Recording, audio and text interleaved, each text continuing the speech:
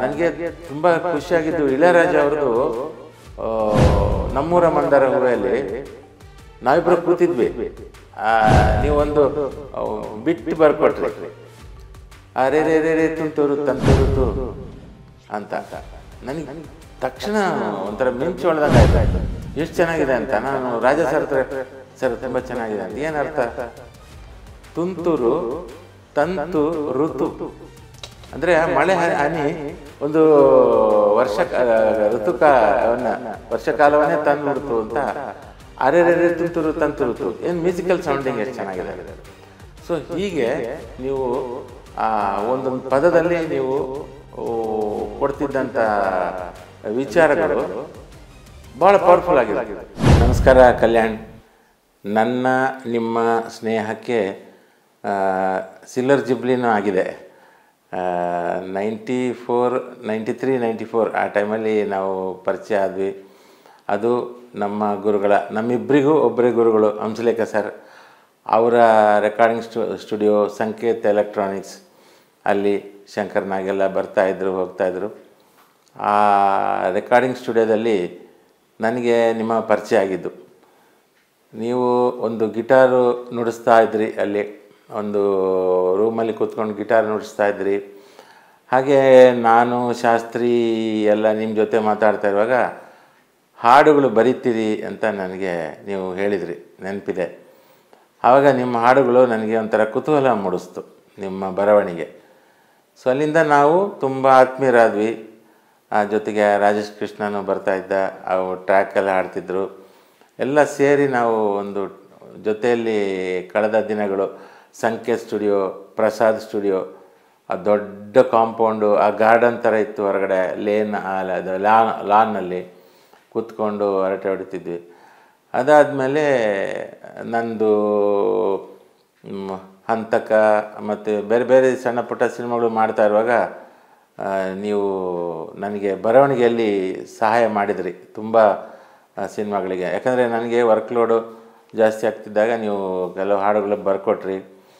ಹಾಗೆ ಮಾಡ್ತಾ ಮಾಡ್ತಾ ಆಮೇಲೆ ನಾನು ಕೆಲವು ಸಿನಿಮಾಕ್ಕೆ ನಾನು ಏನೂ ಬರೆಯೋಕ್ಕೆ ಹೋಗಲಿಲ್ಲ, ನೀವೇ ಬರಿತೀರಂತ ರಿಲ್ಯಾಕ್ಸ್ ಆಗಿಬಿಟ್ಟಿದ್ದೆ.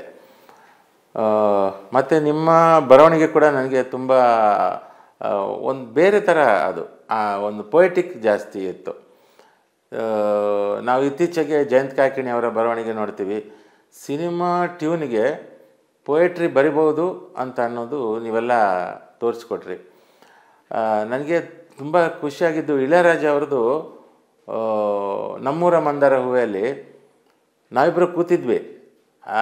ನೀವೊಂದು ಬಿಟ್ಟು ಬರ್ಕೊಟ್ರಿ, ಅರೆ ರೇ ರೇ ರೇ ತುಂತೂರು ತಂತೂರುತು ಅಂತ. ನನಗೆ ತಕ್ಷಣ ಒಂಥರ ಮಿಂಚು ಹೊಳ್ದಂಗೆ ಆಯಿತು. ಎಷ್ಟು ಚೆನ್ನಾಗಿದೆ ಅಂತ. ನಾನು ರಾಜ ಸರ್ ತುಂಬ ಚೆನ್ನಾಗಿದೆ ಅಂತ. ಏನರ್ಥ? ತುಂತುರು ತಂತು ಋತು ಅಂದರೆ ಮಳೆ ಹನಿ ಒಂದು ವರ್ಷಕಾಲವನ್ನೇ ತಂದುಬಿಡ್ತು ಅಂತ. ಅರೆ ರೇ ರೇ ತುಂತುರು ತಂತು ಋತು ಏನು ಮ್ಯೂಸಿಕಲ್ ಸೌಂಡಿಂಗ್ ಎಷ್ಟು ಚೆನ್ನಾಗಿದೆ ಅದು. ಸೊ ಹೀಗೆ ನೀವು ಒಂದೊಂದು ಪದದಲ್ಲಿ ನೀವು ಕೊಡ್ತಿದ್ದಂಥ ವಿಚಾರಗಳು ಭಾಳ ಪವರ್ಫುಲ್ ಆಗಿರ್ತಿತ್ತು. ಇಳೆಯರಾಜ ಅವರು ತುಂಬ ಇಷ್ಟಪಟ್ಟರು ಅದನ್ನು. ಆಮೇಲೆ ಅವರೇನು ಮಾಡಿದ್ರು, ಅದನ್ನು ಸಿಗ್ನೇಚರ್ ಥರ ಮಾಡಿಬಿಟ್ರು ಇಡೀ ಸಾಂಗಲ್ಲಿ. ಅರೆ ರೇ ರೇ ರೇ ತುಂತುರು ತಂತುರುತು, ಅರೆ ರೇ ರೇ ರೇ ತುಂತುರು ತಂತುರುತು ಅಂತ ಅಲ್ಲೆಲ್ಲ ಬರ್ತಾ ಇರುತ್ತೆ. ಅದು ತುಂಬ ಚೆನ್ನಾಗಿ. ಸೊ ಆಮೇಲೆ ಅಮೃತ ವರ್ಷಿಣಿಯಲ್ಲಿ ಅಂತೂ ಆ ಸಾಹಿತ್ಯ ಕೂಡ ಅಷ್ಟೇ, ಸಂಗೀತ ಕೂಡ ಅಷ್ಟೇ, ಸಾಹಿತ್ಯ ಕೂಡ. ನಿಮ್ಮ ಎಲ್ಲ ಹಾಡುಗಳು, ಆ ಅಮೃತ ವರ್ಷಿಣಿ ಬರೆದಂಥ ಹಾಡುಗಳೆಲ್ಲ ಅಷ್ಟು ಒಂದು. ಆನಂತರ ನೀವು ಒಂದು ಮ್ಯೂಸಿಕ್ ಮಾಡಿದ್ರಿ. ಆ ಮ್ಯೂಸಿಕ್ಕು ಫಸ್ಟೊಂದು ಆಲ್ಬಮ್ ಮಾಡಿದ್ರಿ, ಚಂದಮಾಮ ಅಂತ. ಅದೆಲ್ಲ ನಾವೆಲ್ಲ ಸೇರಿ ಅದನ್ನು ರಿಲೀಸ್ ಮಾಡೋಕ್ಕೆ ಟ್ರೈ ಮಾಡಿದ್ವಿ. ಆಗ ನಮ್ಮಲ್ಲಿ ಅಷ್ಟು ಶಕ್ತಿ ಇರಲಿಲ್ಲ. ಬಟ್ ಅಲ್ಲಿಂದ ನೀವು ಮ್ಯೂಸಿಕ್ಕು ಟ್ಯೂನ್ ಕಂಪೋಸ್ ಮಾಡೋದು ಕೂಡ ನನಗೆ ನಿಮ್ಮ ಬಗ್ಗೆ ಒಂದು ಕುತೂಹಲ ಆಯಿತು. ಈ ಹುಡುಗ ಟ್ಯೂನ್ ಕೂಡ ಮಾಡ್ತಾರೆ ಅಂತ. ಸೊ ಹೀಗೆ ನಿಮ್ಮ ಬಗ್ಗೆ ನನಗೆ ಕುತೂಹಲ, ಒಂದು ಆತ್ಮೀಯತೆ ಬೆಳೀತಾ ಹೋಯಿತು. ಆಮೇಲೆ ಅದಕ್ಕಿಂತಲೂ ಇನ್ನೂ ಹೆಚ್ಚಿನ ವಿಷಯ ಹೇಳ್ಬೇಕಂತಂದರೆ, ನಿಮ್ಮ ತಾಯಿ ನನಗೆ ಅನ್ನ ಹಾಕಿದವರು, ಅನ್ನದಾತೆ. ನಿಮ್ಮ ತಂದೆಯವರು ನನಗೆ ಆಶೀರ್ವಾದ ಮಾಡಿದ್ದಾರೆ. ನಿಮ್ಮ ಮನೆಗೆ ನಾನು ಬರ್ತಾ ಇದ್ನಲ್ಲ, ಆಗ ನಿಮ್ಮಮ್ಮ ಅಷ್ಟು ಒಂದು ಮಮತೆಯಿಂದ ಮಾತಾಡ್ತಿದ್ರು. ನನಗೆ ಅದು ಇವತ್ತಿಗೂ ನೆನೆಸ್ಕೊಂಡ್ರೆ ಅವರು ಒಂದು ನಮ್ಮ ತಾಯಿನೇ ಕಳ್ಕೊಂಡಾಗೆ ಆಯಿತು ನನಗೆ. ಸೊ ಈ ಥರ ಒಂದು. ಆಮೇಲೆ ನೀವು ನಮ್ಮ ಎಸ್ ನಾರಾಯಣವರ ಸಿನಿಮಾ ತಾಯಿಕೊಟ್ಟ ಸೀರೆಯಿಂದ ನೀವು ಫುಲ್ ಮ್ಯೂಸಿಕ್ ಡೈರೆಕ್ಟ್ರು ಕೂಡ ಆದ್ರಿ.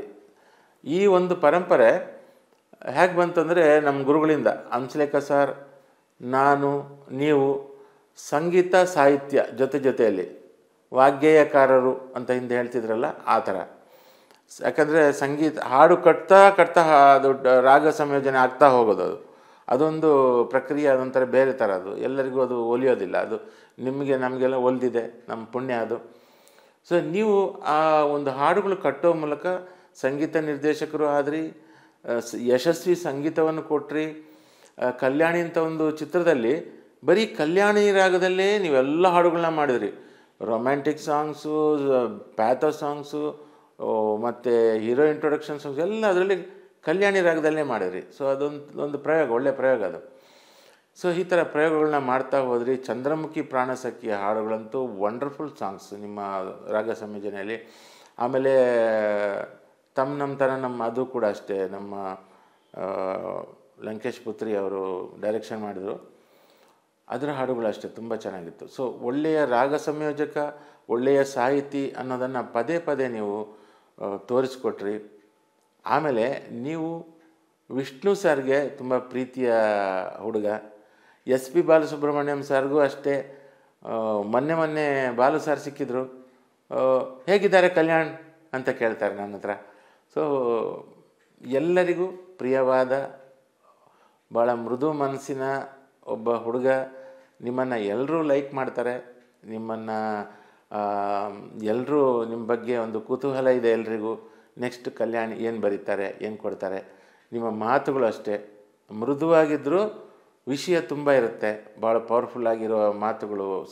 ಒಂದು ವೇದಿಕೆಯಲ್ಲಿ ನಿಂತು ಮಾತಾಡಿದ್ರೆ ಕೂಡ ಕೇಳೋದಕ್ಕೆ ತುಂಬ ಖುಷಿಯಾಗುತ್ತೆ. ಮನೇಲಿ ಹೋಗಿ ಆ ಒಂದು ಪ್ರತಿ ವಾಕ್ಯವನ್ನು ನಾವು ಜ್ಞಾಪಿಸ್ಕೋತೀವಿ, ಕಲ್ಯಾಣ್ ಈ ಥರ ಹೇಳಿದ್ರು, ಕಲ್ಯಾಣ್ ಈ ಥರ ಹೇಳೋದು ಅಂತ. ಸೊ ಅದು ನಿಮಗೆ ಸರಸ್ವತಿ ಸಿದ್ಧಿ ಆಗಿರುವಂಥ ಒಂದು ಸಂತೋಷದ ವಿಚಾರ. ಜೊತೆಗೆ ಆ ಸರಸ್ವತಿ, ಗಾನ ಸರಸ್ವತಿ ಜಾನಕಿಯಮ್ಮನಿಗೂ ಕೂಡ ನೀವು ಭಾಳ ಪ್ರೀತಿಯ ಹುಡುಗ. ಸೊ ಇದೆಲ್ಲ ಒಂದು ಆ ಪುಣ್ಯದ ಫಲ, ನಿಮ್ಮ ತಂದೆ ತಾಯಿಯ ಆಶೀರ್ವಾದ ಮತ್ತು ಒಂದು ಪುಣ್ಯದ ಫಲ ನಿಮಗೆ ಸಿಕ್ಕಿದೆ. ನಾನು ಹೇಳೋದಿಷ್ಟೇ, ಈ ಒಂದು ನಿಮಗೆ ಸಿಕ್ಕಿರೋ ಯಶಸ್ಸು ಏನೂ ಸಾಲದು, ಹೆಸರು ಏನೂ ಸಾಲದು. ಇನ್ನೂ ಹೆಚ್ಚಿನ ಕೀರ್ತಿ, ಆಮೇಲೆ ನೀವು ಅಂದ್ಕೊಂಡಿದ್ದೆಲ್ಲ ನಡೆಸುವಂತಹ ಶಕ್ತಿ, ಆರ್ಥಿಕ ಶಕ್ತಿ, ಆರೋಗ್ಯ ಎಲ್ಲ ನಿಮಗೆ ಕೂಡಿ ಬರಲಿ, ಒದಗಿ ಬರಲಿ.